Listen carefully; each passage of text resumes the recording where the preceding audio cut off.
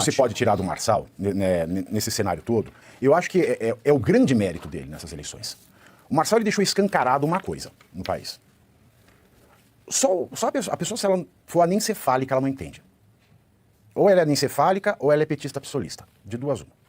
O que o Marçal escancarou, e isso foi o grande serviço para a democracia brasileira, foi o fato de que essa conversinha mole que a gente vê do TSE, quando caça alguém por abuso de poder político e econômico, é uma desculpa esfarrapada. Por quê?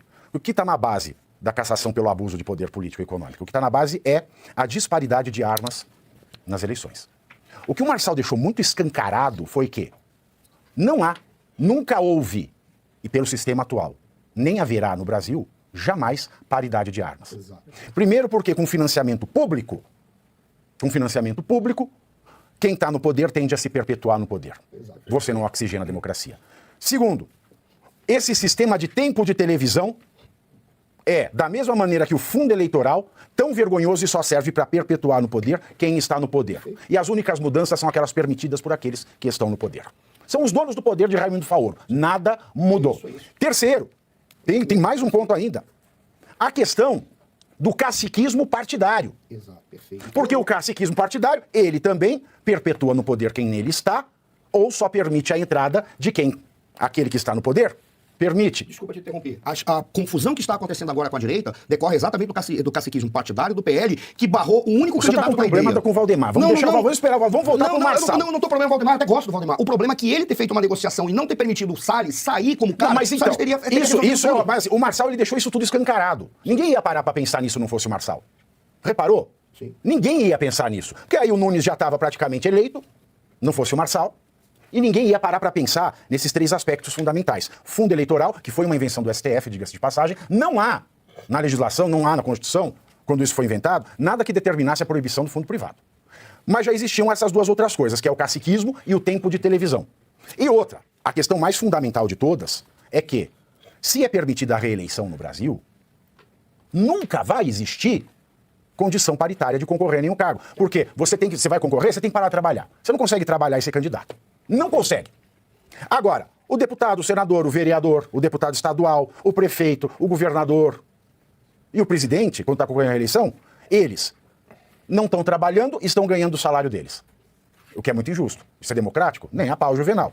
Segundo aspecto, eles estão ganhando por um trabalho que não fazem e ganhando por um trabalho que não deveriam fazer.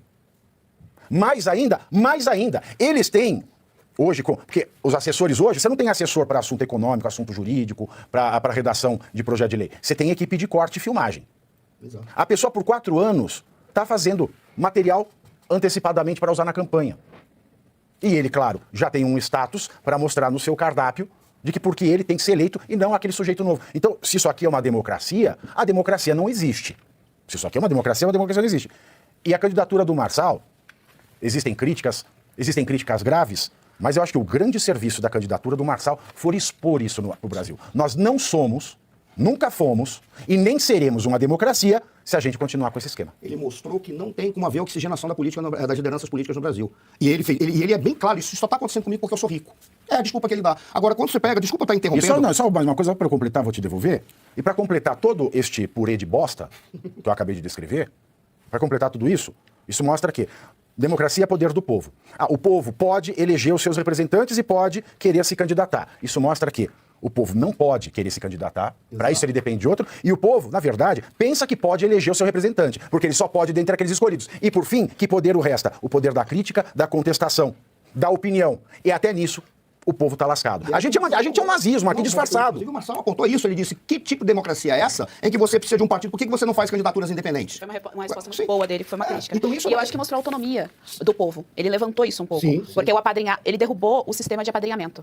Essa eleição de São Paulo, essas eleições, elas mudaram o sistema de apadrinhamento, porque não tem padrinho. Da mesma maneira que a última eleição do Bolsonaro derrubou o quesito do fundo eleitoral, aí o TSE e o STF já melou o esquema, e agora daqui a pouco vão melar isso aí.